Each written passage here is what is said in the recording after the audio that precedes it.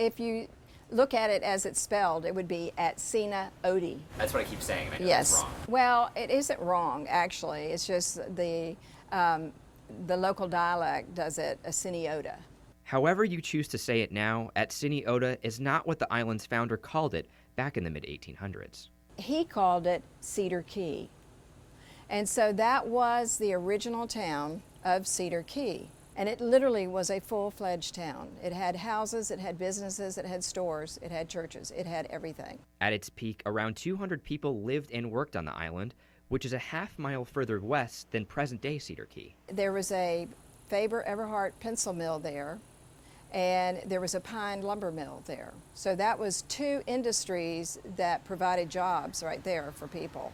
Those stayed in business until 1896, when there was a devastating hurricane that destroyed basically everything on that island. The Category 3 storm packed an estimated 10-foot storm surge and killed more than 100 people. On the Nature Coast, it's some of the most vulnerable land in the country with regards to storm surge because the water is shallow for several miles out to sea, and then the land is very low and very flat for several miles inland.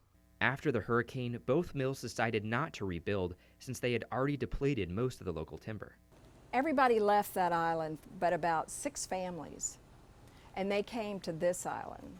And so this, by that time, was becoming more of the main island anyway. So the gentleman that settled that island, he changed the name to Asiniota, which means Cedar Island. Today, Atsiniota is a state park with one clue to the island's rich history. There is still a cemetery there, but that's it. That's the only mark of inhabitants on that island.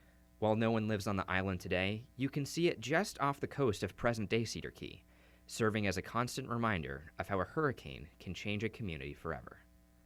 Ryan Roberts, WUFT News.